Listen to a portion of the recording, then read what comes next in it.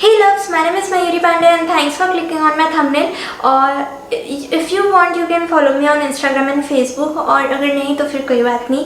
और NC बहुत ही ज़्यादा कॉमन चीज़ है कि कुछ सोचता नहीं है बात करने को, स्पेशली क्रश के साथ। मतलब एक टाइम के बाद थोड़ा सा ऑकवर्ड साइलेंस हो जाता है, या तो आप आउट ऑफ टॉपिक हो जाते हो कि मतलब टॉपिक्स ही नहीं आ रहे हैं दिमाग में कुछ बात करने को, या तो फिर आप ऐसे ही चाह के भी नहीं बात कर पाते हो बिकॉज वो क्रश है। उसको तो मतलब सोच के हम ऐसे खो से जाते हैं कि चाह के भी बात नहीं कर पाते हैं। और मैं भी मतलब ये चीज़ बहुत ज़्यादा फेस की हूँ, लेकिन मैंने हार नहीं मानी।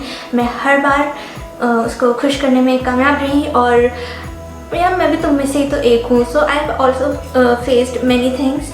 तो आपको मैं कुछ चीज़ें सजेस्ट करना चाहती हूँ, कुछ टॉपिक्स, कुछ टिप्स।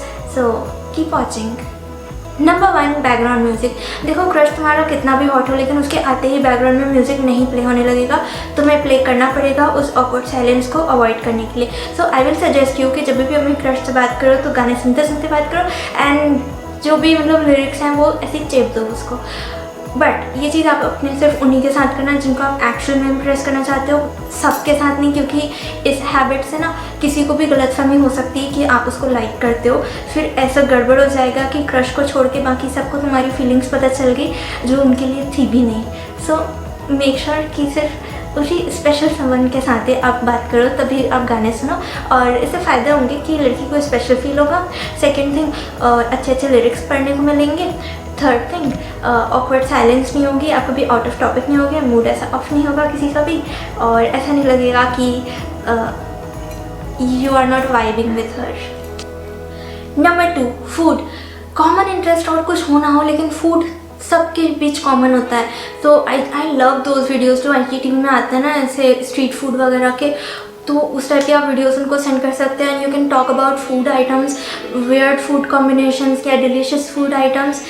खाना is fascinating. Number 3, discuss about singers and composers. कोई भी गाना उठा के पूछ लो कि यार ये वाला गाना किसने गाया था। इफ़ उसको नहीं पता हो तो खुद ही थोड़ा सा याद करने की एक्टिंग करके बता दो। I mean you can discuss singers और एक्टर्स का करियर, कोई भी रूमर को आप डिस्कस कर सकते हो। कुछ भी बात कर लो यार, क्या ही जाता है। मतलब फेमस लोगों के बारे में बात करने में शर्म नहीं महसूस करनी चाहिए। कुछ किसी भी बुराई करो या तारीफ़ करो, जो भी करो जेन्युइन सा लगना चाहिए। एंड नंबर 4, रील्स की बातें करो। मैं ये जो भी बातें करने को सजेस्ट कर रही हूँ ना, इनके पीछे कोई गहन अर्थ नहीं है, क्योंकि तुम्हें भी तो सिर्फ वक्त बिताना है ना। और लोगों को ना सिर्फ फालतू की बातें डिस्कस करने में मज़ा आता है। उनसे अगर तुम उनके 12th के परसेंटेज के बारे में पूछ लोगे या फ्यूचर प्लान्स के बारे में पूछ लोगे तो वो तुरंत ब्लॉक कर देंगे, क्योंकि वो चाहते ही नहीं है कि उनके चाहने वाले उनसे ये पूछें कि और फ्यूचर का में क्या करना चाह रहे हो, और उन्हें ये आंसर करना पड़े कि ऐसा कुछ इमीडिएट तो नहीं सोचा है पर करेंगे कुछ। मतलब वो खुद चाहते हैं कि आप उनसे इधर उधर की बातें करो, सीरियस लाइफ के सीरियस चीज़ों को नहीं डिस्कस करो, because they want entertainment, they want stress free हो जाए वो आपसे बात करके। मतलब जिस भी पर्सन से बात करके हमें स्ट्रेस फ्री फील होता है, थोड़ा सा मूड लाइट हो जाता है, उन लोगों से बात करना पसंद होता है। बिकॉज बाकी टाइम तो सारे टेंशन लाइफ के चलते ही रहते हैं दिमाग में, फ्यूचर को लेके इतना सारा तो स्ट्रेस रहता ही है। सो क्यों रिलेटिव्स वाली हरकत करना। Number 5, your job can be subject to talk. मतलब तुम इन दिनों क्या कर रहे हो, तुम्हारा काम है। इफ़ जॉब करते हो तो उसमें तुम्हारा रोल क्या है, या कितना टाइम लगता है, कितना मेहनत, ये सब चीज़ें डिस्कस कर सकते हो। इफ़ जॉब नहीं कर रहे हो अभी तो अपनी तबीयत, फैमिली, आराम, ये वो मतलब अपने बारे में जो भी तुमको इन्फॉर्मेशन लेनी है दे सकते हो। मतलब उसने कौन सा तुम्हारी इन्फॉर्मेशन का गलत फ़ायदा उठा लेना है यार, फालतू की बातें तो कर ही सकते हो ना। तो बिकॉज अच्छा लगता है जब कोई अपने बारे में बता रहा होता है एंड ऐसे फ्री होके हमसे कनेक्ट कर रहा होता है, अपनी लाइफ के बारे में बता रहा होता है, तो बहुत अच्छा लगता है। अपने इंटरेस्ट के बारे में कि तुम कौन सी चीज़ों से बोर होते हो, तुम एंटरटेन किन चीज़ों से होते हो, तुम्हारे बोर होने का कारण क्या होता है, वगैरह वगैरह टाइप की चीज़। Number 6, stand up comedy. You both can watch stand up comedy together. बड़ा मज़ा आता है साथ में देखने में, लेकिन अगर साथ में नहीं देख सकते हो तो जब बात हो रही है तो ऐसे जो बेस्ट जोक होते हैं ना वो याद हो ही जाते हैं। तो उन बेस्ट जोक्स को आप उनको सुना सकते हो, और तो ऐसे आइस ब्रेक हो जाएगा, या आइस होगा इन दोनों के बीच में ऑनगोइंग कॉन्वर्सेशन रहेगी, बिकॉज आपको जोक्स याद आ रहे हैं तो आप बता रहे हो। Number 7, perfect day.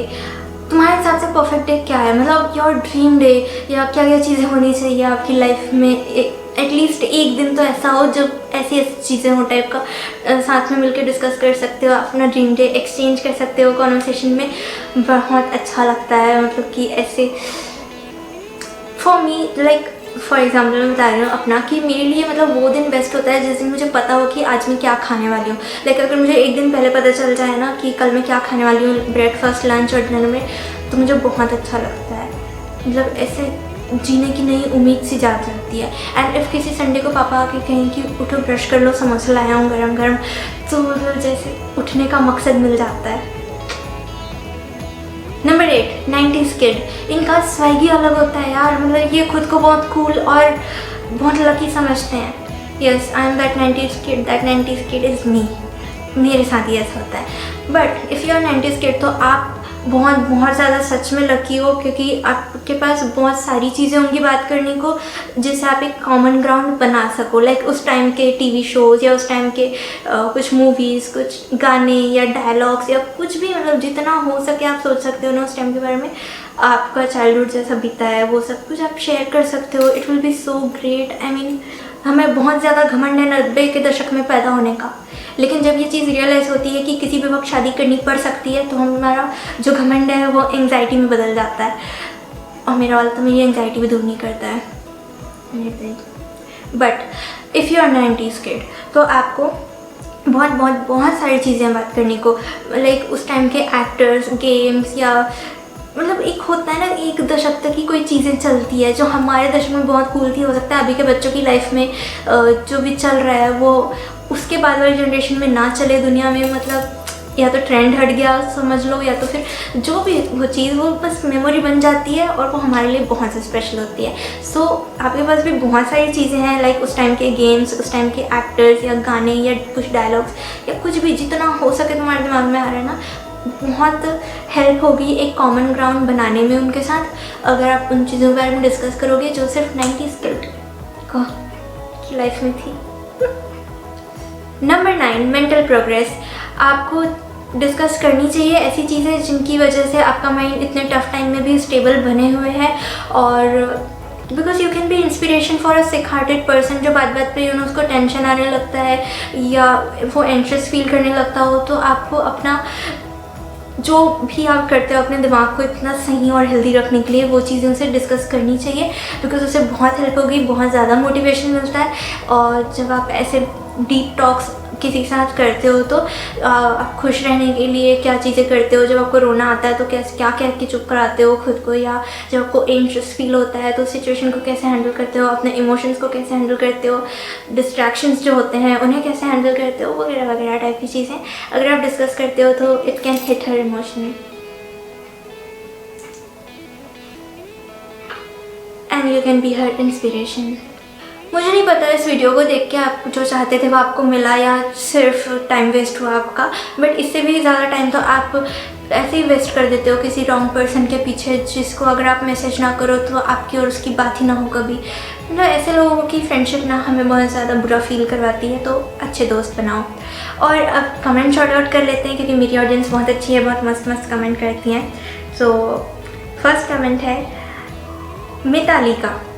Mitali, ma'am your all videos are just awesome, the way you guide us about the things is like अगर सब लोग आपको देखने लग जाएं तो लोगों की लव लाइफ में बहुत ही ज़्यादा इजी हो जाएगी। मैं चाहती हूँ कि आप एक वीडियो रिलेशनशिप में थोड़ा गैप या ब्रेक लेना चाहिए या नहीं, इस पर चाहती हूँ क्या बनाओ। प्लीज़ इस टॉपिक को पे गाइड कीजिए। प्लीज़ मेरा नेम कमेंट शॉर्ट आउट में लेना please ma'am, I am big fan of you. Thank you so much Mitali. मेरे बहुत कम फीमेल फैंस हैं बट थैंक यू, मुझे बहुत अच्छा लगा।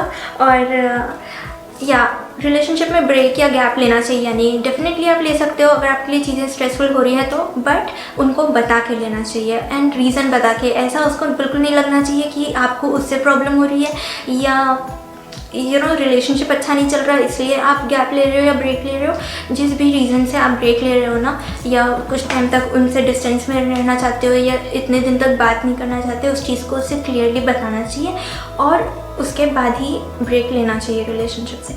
और ब्रेक बहुत ज़्यादा लंबा भी नहीं होना चाहिए because if your partner loves you तो वो आपको ऐसे लोनली छोड़ेगा नहीं, पहली बात तो ज़्यादा टाइम के लिए, इफ़ आप परेशान हो और मतलब अकेले रहना चाहते हो तो भी, बट या you can talk about it with him. And think नहीं, एक और कमेंट तो शॉर्ट आउट देना है, मैं 2 कमेंट शॉर्ट आउट देती हूँ, सॉरी मिताली आपने तो मुझे वही कर दिया। सेकेंड कमेंट है सुमेध का, ma'am you are really great speaker, very soon you will be number 1 YouTuber in India, stay blessed. Thank you so much Sumedh, आपने 1 साल पहले किया था ये कमेंट, और अभी तक तो मैं नहीं बनी हूँ नंबर 1 यूट्यूबर, लेकिन उम्मीद अभी भी ज़िंदा है और हम एक दिन करके दिखाएंगे, बन के दिखाएंगे। तो अगर आप नए हो इस चैनल पे तो सब्सक्राइब कर लो और लाइक कर दो, शेयर कर दो वीडियो को। Thank you so much for watching.